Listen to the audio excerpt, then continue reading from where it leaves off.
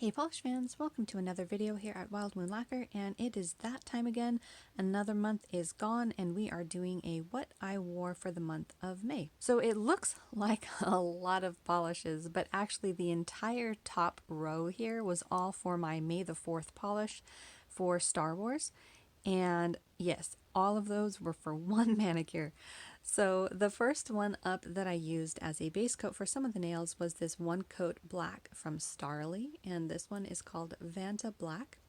This is a really nice one coat black polish, and I used this as an accent nail on a few of my nails for my glitter polishes here. And the other polish that I used in I think 3 coats on the rest of my nails was this one from Bee's Knees, and it is called The Magician, and it is a magnetic. It is absolutely beautiful. It is this sort of fuchsia-y purple magnetic, and as you can see, it's got a bunch of flakies and it shifts to a whole bunch of different colors. Very galaxy inspired, which is what I was going for. Actually, down there at the base of the bottle you can see some of that shift happening as well. So it's absolutely beautiful, looks amazing on the nail, and it has this sort of glow to it with that magnetic pull and sort of a beautiful sheen. Really hard to describe, but absolutely beautiful. So that was on the rest of my nails. Then on one of my nails I used Glam Polish. This one is Mind Tricks Don't Work on Me, and this one I used over the Vanta Black. It is a beautiful polish. This one is, I think, my only Star Wars polish at the time, and just look at all of those beautiful colors. Loaded with different kinds of flakies and a little bit of glitter and shimmer. It's absolutely beautiful, gorgeous polish. So that was Mind Tricks Don't Work on Me. Then over top of a few polishes, I think this one was actually over the nails that I had the Bee's Knees on. This one is a China Glaze, and this is a beautiful polish and so very fun. It is called Cool Hands Warm Heart, and just look at those beautiful holographic glitters in here. They are in an array of sizes, and it is this sheer base, and you also have these metallic blue glitters in there. It's really fun on the nail. It had that galactic sort of starburst look I was going for, and just look at all of that holographic in there. You've got the bigger ones and then smaller particles as well that are going to flash in that rainbow from the holographic.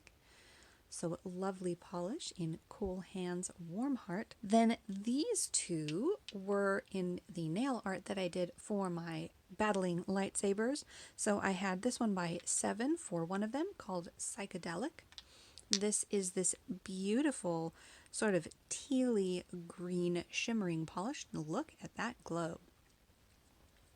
So what I liked about these two polishes is they both had this sort of lit from within glow about them that I thought would be very fitting for the lightsabers. And then we have this one, Great Lakes Lacquer Ember of Glass. This one is this beautiful bright reddish pink, and it's again loaded with these gorgeous shifting flakies, and look at that glow to it. It has this shimmer in it that pops in this sort of purple tinge. Very pretty. So that was Ember of Glass. Then for my other nail art, on the other hand, I had a Death Star, and I used Rimmel London Velvet Touch for the details that I went back on the Death Star. This is this lovely deep gray, and what's really fun about this is because it is a velvet matte formula, it's going to dry to a velvet finish. I wound up putting a top coat over it so it wasn't matte on my manicure, but when you wear it on its own, it would have that soft velvet touch to it. And then for the base of the Death Star, I used this one from Orly. This one is called Mirror Mirror, and it is this lighter gray, very soft and delicate, almost a silver, but it is not metallic, just a lovely soft gray. Then I used this white cream from Wet n Wild. This one is called French White Cream, and I used this with a toothpick to do dot work on top of my nails to sort of mimic stars. And that was the last of this big stack of polishes that I used for my May the 4th manicure. A lot of polishes. It took a long time to complete. I'll try to remember to post the link to that video down below. Then I decided when I finally took that off, and I actually wore it for a week or so. The next polish that I decided to use was definitely in a completely different direction because this was very galactic and dark. This one that I wore next is by Julep, and this one is called Carrie Anne, and it is from their Classic with a Twist line. So it is this beautiful soft nude, but look at that. It's got a subtle holographic in there, just very subtle on the nail. And I did only do one coat intentionally. I had actually put on mermaid tears after I did the peel off for this manicure, and I just did one light coat of this Julep over it, and then on top of that I wound up going over it with Fancy Gloss, Fire Opal, to add a bit of this rainbow glow to it and sort of have this opalescent look on the nail, but nothing too opaque. It actually did, of course, have still my visible nail line, since this one is a fairly light and sheer polish, and obviously so is this one. But I liked the subtlety. It was a nice break from the darker polish that I had been wearing. And look at how shifty and rainbowy this one is. Very beautiful. So again, that one was Fire Opal by Fancy Gloss. After that, I was in the mood for pink, and I know that's shocking. If you've watched more of my videos, you'll know that pink is not necessarily my favorite color. I'm not a huge pink nail polish fan. It usually has to be a very specific shade of pink, and I do have a tendency of leaning more towards the pinks that are ever so slightly like purple or blue leaning. And this one that I chose is from Orly, and it is called Preamp. And it is this beautiful sort of orchid pink, and it has this beautiful sort of subtle little bit of glow to it with these tiny micro flakies in there, and I think they're being a bit camera shy, but in person it shifts to a darker pink and a little bit of gold. Yeah, definitely being camera shy. There's, you can see a little bit of it, but it's definitely not as bright as it is in person. Actually, down here at that little line of it at the base of the bottle is a little bit more accurate to what I'm seeing in person. But it's a lovely color, and the first time in a while that I've worn like a true pink. So that one was fun. Then in one of the D-stashes that I ordered from, I got this one by Glitter Days, and this one is called Heart of Glass, and I had to put this on almost immediately. It is so fun. Take a look at this little party in a bottle, those little stars, and you've got little triangles, and you've got bar glitters and hexes and probably circles. You've got so many fun pieces of glitter in here. It's so cute. So I used this as an accent nail over the Orly polish, just on a couple of nails. Really fun, sort of this 80s vibe, which was really cute. Very nice polish. Very glad I got this one, and I believe this one was my first Glitter Days in my collection, and a beautiful choice. I am really happy with this one. So that was Heart of Glass. The next one that I wore on my nails was this one from Julep. This one is called Isabella. And this one was a surprise, actually. When I picked it out, it was in my blue nail polish pile. You may recall, if you've seen a couple of my recent videos, I am currently in the midst of organizing my nail polishes. So I have stacks of nail polish, totes I should say, and boxes. And this was on the top of my blue stack. And when I'm looking at it, it is definitely like a bright blue, sort of like, oh, what was the word that I used to describe this one?